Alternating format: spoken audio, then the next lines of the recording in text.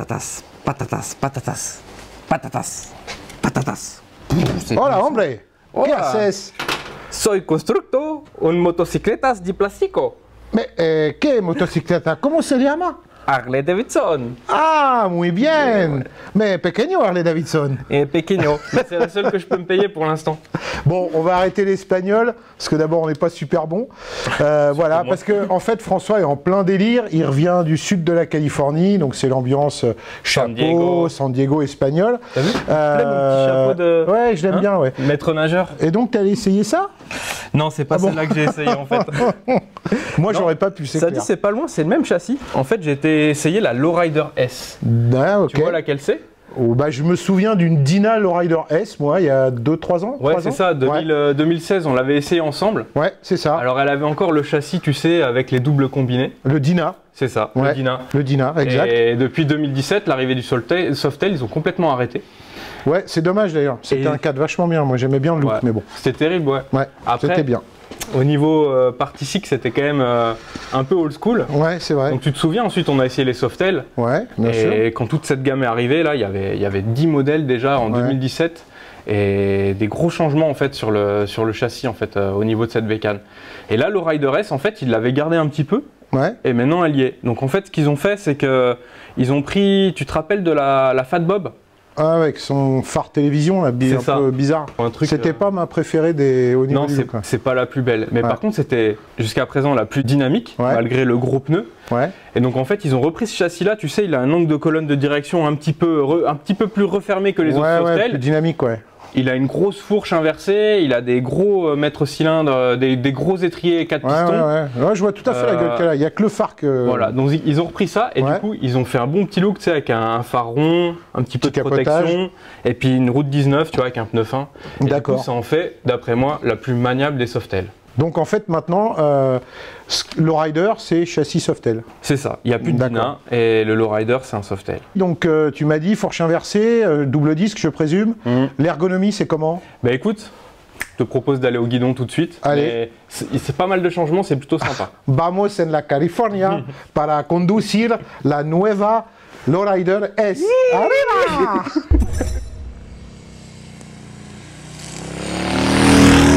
Axel, je sais que tu es complètement tombé amoureux de la Livewire, la Harley électrique, mais je pense qu'il y a encore un peu d'avenir pour les motos thermiques chez Harley. La preuve en est, ils en sont à leur 11e Softail, c'est la Lowrider S.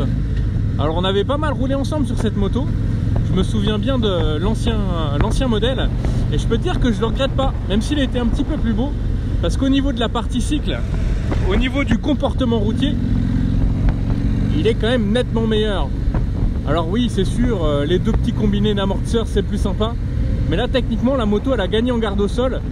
Elle a pris un petit peu de poids, un tout petit peu. Hein, mais pour autant, le châssis est tellement meilleur que pour un Harley un peu sportif, comme ce doit l'être le Lowrider S, eh ben c'est mieux. Donc voilà, tu le regardes, dès qu'on prend les courbes, là on a de la garde au sol. Bon, forcément, ça va frotter un moment, mais on a quand même une bonne limite et ça c'est plutôt pas mal pour nos routes en Europe. Alors au niveau de la position de conduite, ça a évolué pas mal aussi. On a notamment des pieds, des repose-pieds qui sont en position médium. Donc pour les plus grands, c'est pas forcément l'idéal. Toi, je pense que tu auras les genoux un petit peu dans le menton. Moi, ça va juste. Cela dit, je préfère avoir ça que les pieds trop en avant. En revanche, ils ont mis un guidon qu'ils appellent motocross, qui est assez haut avec de hauts risers. Et là, ça tire sur les bras. Donc on a les bras très en avant, les jambes très en l'air. C'est une position étrange et pour autant, on a quand même fait 200 km là aujourd'hui. Ça reste très confortable, notamment grâce à la selle qui est super molle, super douce. Donc bonne surprise que ce Lowrider S. Je pense que c'est mon préféré de tous. C'est le plus dynamique. Et puis avec ce moteur 114, bah écoute, tiens, je te laisse écouter un petit peu son son.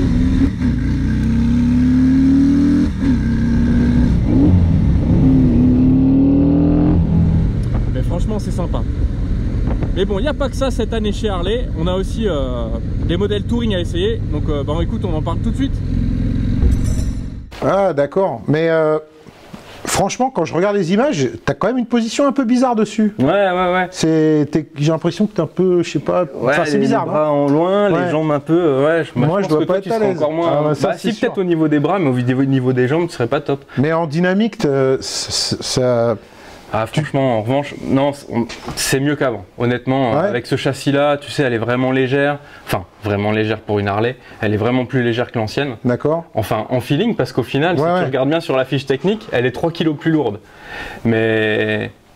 Non, moi c'est vrai, elle a une belle gueule, franchement j'aime bien, tête de fourche et tout, mais c'est vrai que moi les pieds, naturellement je les aurais voulu un peu plus en avant, mais bon, c'est comme ça. Moi honnêtement, je me souviens de la position de l'ancienne, et là, pour rien au monde, je retournerai sur l'ancienne. D'accord. La nouvelle, je trouve ça plus naturel, c'est plus adapté à nos routes aussi, on a des meilleurs appuis, tu sais, pour l'envoyer sur l'angle. Garde au sol, c'est souvent un problème sur les rails. Bah justement avec ce nouveau châssis, et en plus avec la fourche, etc., et ces repose-pieds qui ont été rehaussés, on est au top. Par contre, ils gardent toujours leurs pneus Scorcher là.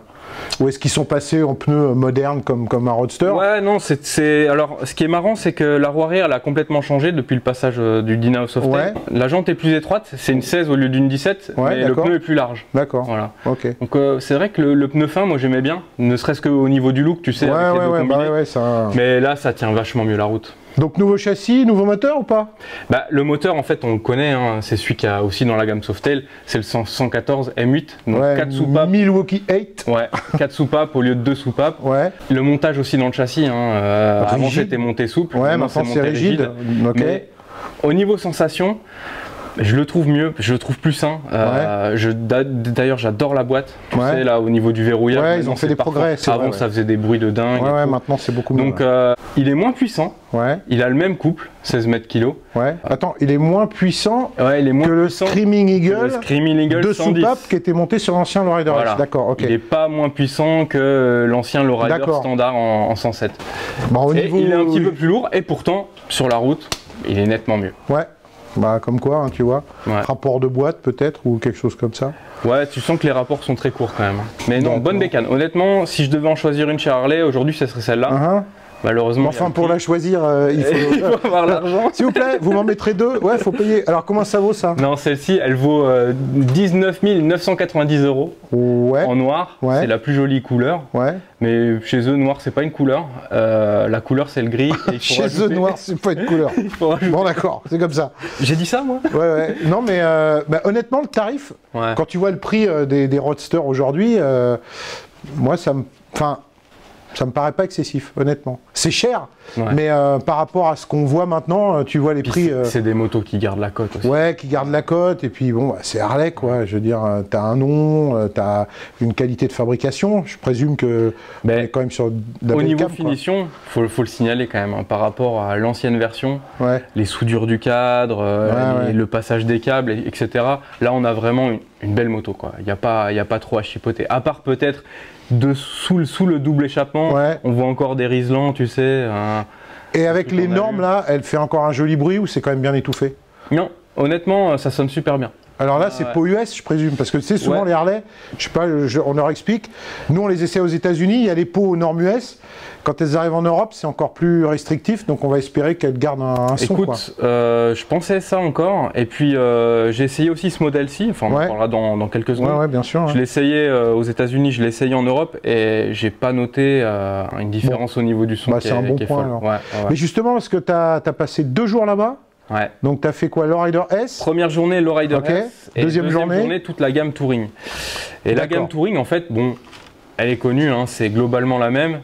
Pareil que la Lowrider, il y a différentes couleurs. La nouveauté, c'est le coloris. Et aussi, un petit détail sympa, ça se concentre ici. C'est juste ce petit bouton. Tu vois ce que c'est? Bah écoute, je sais pas, ça sert le café, ça amène la bière, non? Non, ah merde, qu'est-ce que je vois? Oula, c'est un logo d'anti-patinage. Ça déplie les roulettes. C'est un logo d'anti-patinage, ça. Anti-patinage. Donc ça y est, en fait, Harley CMI. Voilà. Pas mal, en 2010, pour le moment après les autres. Millésime 2020, on se met à l'anti-patinage, il n'est jamais trop tard pour bien faire. Tu sais, ils en ont discuté avec leurs clients. Alors moi, j'étais persuadé que les clients Harley étaient, tu vois, un peu conservateurs, voulaient pas d'électronique. Mais sur la gamme Touring, le retour des clients, c'est qu'après quelques hivers, ils se sont rendus compte que c'était quand même pas mal d'avoir quelque chose qui surveillait un petit peu l'arrière. Bien sûr. Donc ça y est, ils ont mis le traction control. Il est réglable sur 2 niveaux. Ouais. Un mode rain, pluie, un mode route. D'accord. On peut le déconnecter. Ok. Alors, avec ça, forcément, il y a tout le package. Il y a aussi l'ABS, donc qui est toujours couplé, mais cette fois qui fonctionne sur l'angle. Et puis, ah oui, ça fait partie ils appellent le Reflex Defensive System, un truc comme ça. Ouais. D'accord, c'est un terme que tu utilises dans l'octogone, quoi. Ouais, c'est un truc. Reflex Defensive System, voilà. Pas de galère. Quand t'es dans le délire. D'accord, donc plus de sécurité avec l'anti-patinage. Est-ce qu'il y a, tu sais, moi j'ai fait la LiveWire là, il y a 2-3 mois. Bien sûr. Ils m'ont un peu bassiné avec le HD Connect. Ouais. Tu sais, le téléphone, tout ça. Est-ce que le HD Connect, ouais, moi aussi, ils m'en ont parlé, mais le problème c'est que je l'ai pas vu. Parce que ce système-là, il est sympa, hein, mais en fait, il est uniquement destiné aux premiers clients. Donc, nous, pauvres journalistes qui ne pourront pas nous payer cette moto, on ne peut pas non plus utiliser le HD Connect. Mais ça sera on m'a quand même fait une petite démo et on m'a expliqué un petit peu. En gros, c'est une appli. Ouais. Elle est payante.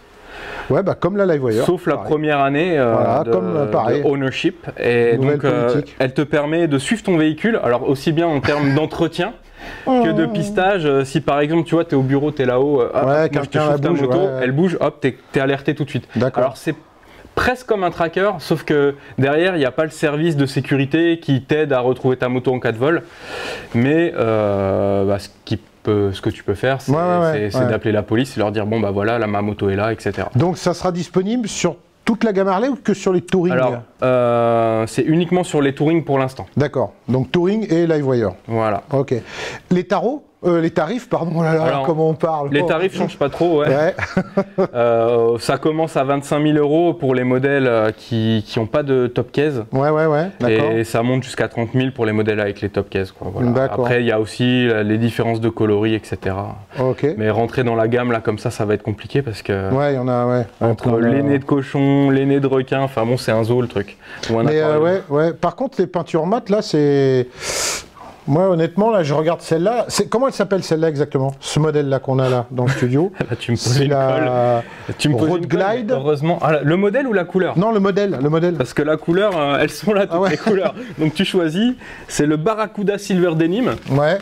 Et le modèle, ça, c'est la Road Glide Limited. D'accord. Voilà. Parce que c'est des motos qui sont appelées à beaucoup rouler. Ouais.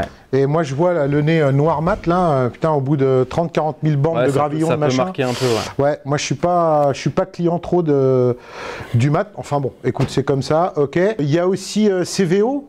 Ouais, CVO. Custom Vehicle Operation, hein, CVO. Là, on est sur le top of the pop de la gamme Harley. En terrasse. On parle loin. Là, si t'es pauvre, t'achètes ça. Bon, déjà, ils ont fait un effort sur les coloris aussi. Tu te souviens, l'an dernier, on en avait essayé une, les autocollants. Ouais, c'était pas une peinture, c'était des autocollants. Ouais, puis ça faisait tuning mal digéré quand même. C'est un petit peu la même déco. Elle était orange criarde et tout, là. Non, ça c'était. Non, elle était grise avec des liserés rouges. Ouais, enfin bon, franchement, c'était pas discret, quoi. Pas très élégant. Bon, bah tu vas être déçu parce que c'est quasiment les mêmes. Ouais, moi, personnellement, j'aime bien. Mais non, c'est surtout que c'est plus des autocollants, en fait, c'est vraiment de la peinture. Donc on repasse sur un niveau digne d'une CVO. Et puis surtout, il y a une nouvelle entrée dans la gamme CVO et celle-là, elle est pas des moindres parce qu'il s'agit du Triglide. Ah ouais, moi j'aime bien le Triglide. Moi j'aime bien le Triglide. On l'avait essayé il y a 2 ans. C'est ça. En bleu. Ouais. Le trike là, moi j'aime bien à rouler, c'est rigolo quoi. Ah bah, moi écoute, j'avais jamais roulé. Ouais. Et je le regardais d'un œil un peu moqueur en me disant c'est quoi ce truc de vieux un peu pour handicapé. Enfin respect hein. Mais bref, je me disais c'était pas pour moi. Et puis je suis monté dessus, j'ai lâché l'embrayage, le truc est parti en vrombe. J'ai adoré. J'ai adoré. Donc voilà, en fait, sur le CVO, ils ont mis le 117. Ouais, le plus puissant de la gamme. Le plus gros. D'accord. Twin Cool, tu sais, avec le refroidissement des culasses et tout. Donc il y a tout dessus. Voilà. Et il y en a pour plus de 53 000 €. Et combien? 53 000 €, ouais. 53 000 €. 800 pour être exact. Ah ouais, quand même, ça tape. Hein. Donc voilà. Bon, ça dit, c'est très. Ouais. Je me suis offert ça au final. En attendant. Ok. Bon bah écoute, pas mal quand même, la gamme Touring qui a été revue avec des améliorations sur la sécurité, un nouveau Lowrider S.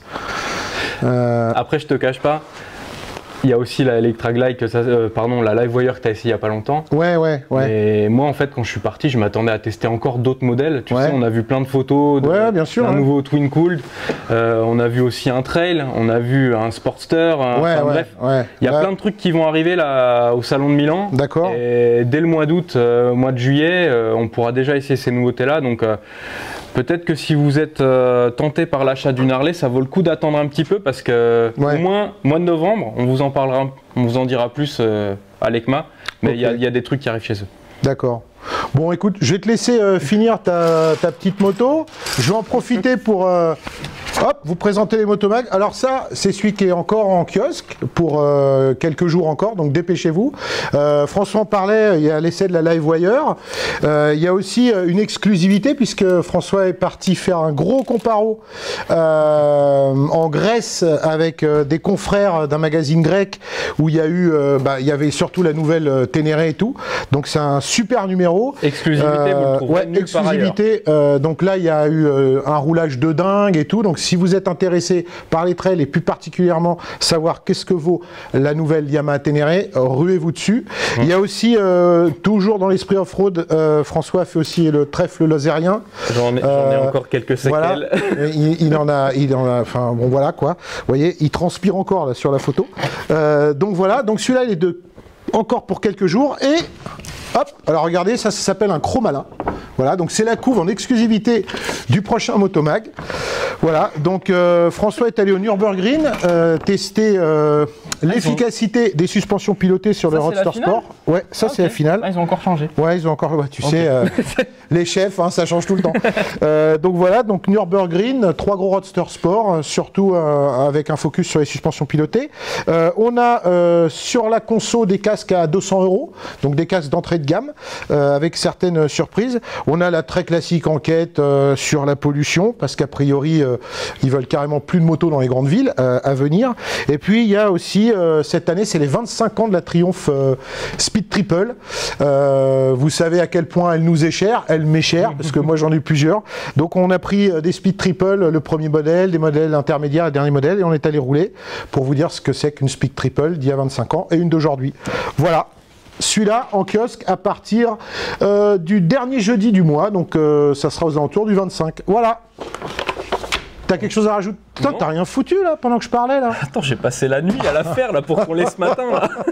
Bon bah vous savez quoi, je le laisse finir sa motocyclette à se Non, moi j'ai des essais, j'ai une Fanti qui allait essayer. Ah bon, d'accord. Bon bah écoutez, moi ce que je vais faire, je vais essayer de la finir. Bon, c'est pas trop mon truc, moi les Lego, enfin c'était mon truc quand j'étais gamin, mais bon, retomber en enfance, c'est toujours 16 ans et plus. À bientôt.